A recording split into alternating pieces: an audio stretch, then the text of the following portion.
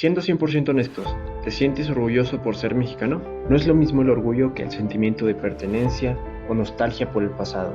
Y si te sientes orgulloso, ¿crees que es un sentimiento genuino o es aprendido? Creo que con el México de hoy es razonable empezar a sentir más vergüenza que orgullo.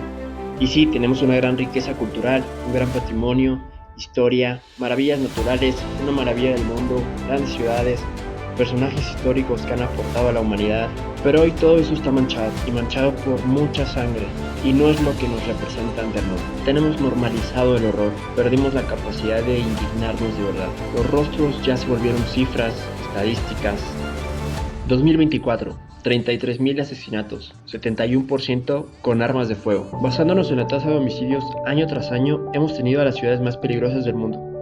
Al día de hoy se tiene el registro de 114,000 personas desaparecidas, 114,000 personas que se han desvanecido, 114,000 familias que han sufrido el no saber dónde está su ser querido. En el epicentro de todo este horror normalizado yace la mentira más grande y decepcionante de nuestra historia moderna: la supuesta guerra contra el narcotráfico. 2 décadas de guerra. Nos dijeron que era para recuperar la paz, para acabar con ellos. Primeros resultados, la tasa de homicidios. La violencia simplemente se desató y se normalizó.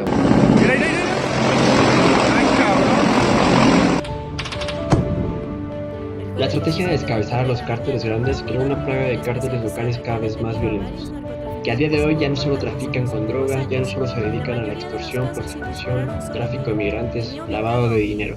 Se han infiltrado en la agricultura, en la agroindustria, tratando de controlar desde el cultivo hasta la distribución y venta. Han infiltrado sus estructuras criminales en sindicatos de taxistas. Se han expandido al sector de la construcción, turismo, hotelería, bienes raíces, gasolineras, transporte, minería, servicios financieros, maquinaria, insumos de salud y hasta escuelas de aviación. Se encuentran bien plantados en toda nuestra economía. Son gobiernos paralelos con sus propios impuestos, sus propias leyes. 20 años, miles de millones de dólares gastados. Ejército, Marina, Guardia Nacional en las calles. ¿Cómo es que el negocio sigue intacto? La única conclusión lógica es que nunca ha sido una guerra. Es una simulación. No son enemigos del gobierno, son socios. La evidencia es pública. Los mismos hombres que comandaban la guerra han sido parte del negocio.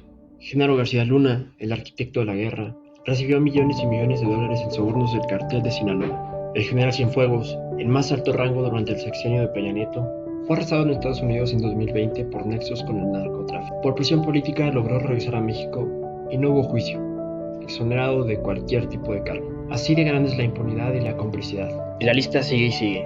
Podría ser interminable. Javier Duarte, César Duarte, Roberto Borge, Tomás Yarrington, Eugenio Hernández, Roberto Sandoval, Francisco García Cabeza, Los Moreira, Guillermo Padres. Durante años en muchos estados, municipios, no se ha elegido el gobernador, se ha elegido el jefe de la mafia. No ha sido una guerra contra el crimen, ha sido una disputa por el control del negocio.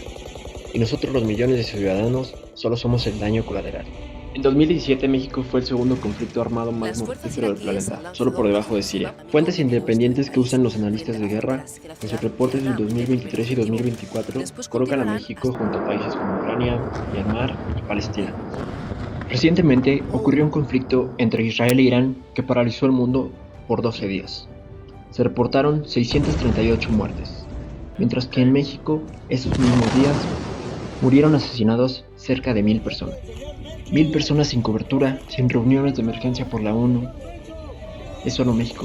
Fue una semana habitual. En esta colusión entre el poder político y el poder criminal, ¿qué le pasa al que se atreve a investigar? ¿Qué le pasa al que se atreve a publicar o al que simplemente alza la voz? Organizaciones internacionales como Reporteros Sin Fronteras colocan a México como el país más peligroso del mundo para ejercer el periodismo. Es más seguro ser un corresponsal en Kiev o en Gaza que un reportero en Michoacán, Guerrero o en Veracruz. Es un mensaje claro y brutal de la alianza narcopolítica. No te metas, no preguntes, no publiques. Ese es el nivel de maldad que normalizamos. Ese es el silencio que nos han impuesto a la fuerza. Nos han demostrado que en México decir la verdad es un acto suicida. Y la clave de este horror es la misma de siempre, la impunidad. México no confía en sus instituciones. Según Transparencia Internacional, en 2024 caímos a nuestro peor nivel histórico. Estamos en el lugar 140 de 180. Estamos a nivel de países que percibimos como estados fallidos. La Organización Mexicanos contra la Corrupción documentó 183 grandes casos de corrupción en el sexenio pasado, y solo en el primer año de este nuevo gobierno ya van 51 nuevos casos. En cada gobierno nos dicen que con ellos se acabó la corrupción. Eso no es solo una mentira, es una negación insultante. Nos dicen que somos nosotros los que vemos todo mal, mientras sus prioridades son obras faraónicas con sobrecostos, peleas ridículas, debatir si quitaron una estatua, rifar un avión presidencial o exigir disculpas al rey de España. O muy recientemente, un impuesto a los videojuegos violentos. No es un chiste, lo han propuesto en un país con más de 30.000 personas asesinadas al año, con fosas clandestinas, con un sistema de salud colapsado, con el peor desabasto de medicamentos en la historia. Esas son sus prioridades. Mientras el país se desangra, nos tratan como a tontos y lamentablemente lo logran. ¿Y cómo lo hacen? Con 3 sencillos pasos. Primero, nos polarizan. Crean 2 Méxicos. Un ellos contra nosotros. No importa quiénes sean, fifís contra chairos, conservadores contra liberales, hombres contra mujeres, el pueblo bueno contra la élite, los que están a favor de la transformación contra los que quieren volver al pasado. Nos etiquetan, nos meten en cajas. A ellos les cae como anillo al dedo que nos estemos gritando si somos de izquierda o derecha, que estemos ocupados insultándonos. Simplifica el problema y le da la responsabilidad de todos los males a un grupo. Segundo, la descalificación como política de Estado. ¿Qué pasa cuando un periodista, un medio o una organización o un país exponen un caso de corrupción con pruebas? La estrategia es automática, atacar al mensajero, no se debate el hecho, se destruye al portador del hecho. Ese periodista está vendido, esa organización es de la oposición, es un ataque contra la 4T, son inventos de la DEA, quieren desestabilizar. Con esto matan 2 pájaros de un tiro. Desvían la atención del problema real y le dan permiso a sus seguidores de ignorar la realidad. Periodista, vendido, alquilado. Si hay alguien que no se comporte, pues no soy mamá para estar llamando la atención. Tercero, la creación de una realidad paralela. Y esta es la más peligrosa. Cuando la realidad es tan abrumadora que ella no puede negar, simplemente inventan otra. Nos indican que vamos bien. Sus datos están a veces en papel. Sí, mis datos del Seguro Social, aquí los traigo. Están los datos. Ahí están los datos. Depende de cómo se analicen los datos. Tenemos datos para demostrar. Compártanos algunos datos. Estoy esperando. Es una visión muy negativa la que tienes tú. Nosotros no compartimos esa visión, mira. Yo tengo otros datos. Esta frase se ha vuelto el símbolo de nuestra era. Son casos aislados, no compartimos la misma percepción, tienes una percepción negativa, y esa es la trampa. Nos tienen peleados entre nosotros. Nos han hecho dudar de la verdad. Esa parálisis, esa apatía, ese conformismo, ¿hasta qué punto es impuesto y hasta qué punto es elegido? Pero, ¿y nosotros? ¿Dónde queda nuestra responsabilidad? Tenemos una mentalidad mediocre que hemos justificado por generaciones. El alma de México está enferma. El que no tranza no avanza. Lo llevamos tatuado en la piel. Nos quejamos de la corrupción, pero cedemos a la vida de policía de tránsito. Nos quejamos de la impunidad, de la que cuenta con impunidad. No volvamos para saltarnos una fila, conseguir un trámite o agilizar el permiso. Por Dios, soy abogado. Nos quejamos de las inundaciones, encharcamientos, basura, pero somos nosotros quienes mantienen las calles así. Sufrimos por la violencia, pero somos agresivos en el transporte, en el tráfico, en cualquier evento. Clasistas, racistas, nos odiamos entre nosotros. Sufrimos por la violencia y al mismo tiempo glorificamos con canciones a los hombres que ordenan las masacres. La narcocultura es el síntoma de una sociedad que se pudrió. Es la celebración abierta del dinero fácil, la celebración de la violencia, la impunidad total. Es la prueba de que hemos normalizado al punto de aspirar ese camino. Hemos aceptado que el camino legal, el del esfuerzo, el del estudio, no vale la pena. Nuestros nuevos héroes son los narcos. ¿Y cuál es el resultado de una sociedad que valora más al sicario que al maestro? Que aspira por la vida rápida en lugar del conocimiento. En la última prueba PISA, 2 de cada 3 estudiantes mexicanos no pueden resolver problemas matemáticos básicos. Retrocedimos una década en aprendizaje. Somos el peor país de la OCDE en ciencias y el tercero peor en matemáticas. Esto no es solo una falla del sistema educativo, es una falla de nuestros valores familiares y sociales. Hemos creado una cultura que desprecia la inteligencia y celebra la violencia. Somos cómplices por acción, por omisión, por aspiración y por celebrar nuestra propia destrucción. Y todo esto, la violencia, corrupción, mala educación, tiene una consecuencia directa cuantificada. Mientras se proyecta que América Latina como región crecerá un promedio de 2.2 en 2025, se proyecta que México crecerá un 0.3%. Estamos por debajo de casi todos. solamente por arriba de Haití y Cuba.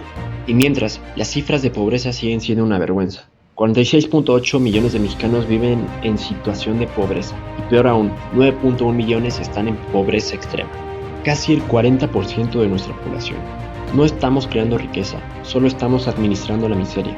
Estamos parchando el problema con programas sociales. Y no solo somos un país pobre, somos un país profundamente desigual. Tenemos uno de los índices de Gini más altos de la OCDE. Nos estamos quedando atrás. No hay Estado de Derecho, no hay seguridad, no hay capital humano preparado. Estamos estancados. Y ese estancamiento significa menos empleo, peores salarios, más pobreza significa más gente tentada a unirse al crimen. Es un círculo vicioso perfecto. Da vergüenza que nos sigan diciendo que vamos bien, que aplaudamos, vergüenza que nos hayamos acostumbrado a la sangre, vergüenza de que la corrupción sea parte de nuestro ADN cultural. No hay libertad, no hay nada que celebrar. La demanda por drogas de Estados Unidos y la nuestra no va a desaparecer. Parece ser una constante humana, siempre existirá. Y si la demanda siempre existirá y la corrupción siempre encontrará una forma de suplirla, si nuestra posición geográfica nos tiene condenados, entonces, ¿esto tiene siquiera una solución? ¿O estamos condenados a este ciclo eterno? ¿Estamos atrapados en una rueda de vicio, dinero y muerte, donde lo único que cambia es el nombre del cártel en el poder y el partido político que simula combatirlo? ¿En qué momento esta nación, llena de magia, riqueza y corazón, se permitió caer tan bajo? ¿Cuándo fue que las risas se mezclaron con el llanto y la esperanza se tiñó de sangre? Después de todo este lamento, de esta autopsia de un país que se desangra, ¿qué puede hacer un individuo? ¿Qué puede hacer una persona promedio? La respuesta es tan pequeña, tan individual, que da vergüenza. Pero quizá es la única que nos queda. Cuidar de mi familia, promover valores en mi círculo más cercano. Puedo asegurarme de que si de mí depende, al menos mis hijos, mis hermanos, mis amigos, sepan la diferencia entre el bien y el mal. Puedo y tengo que velar por mis intereses, por lo de los míos, porque nos han hecho creer que eso es egoísmo, pero es el único acto de soberanía que nos queda. Es un hecho. Mañana los titulares van a ser los mismos. No sé si algún día México como concepto pueda ser mejor.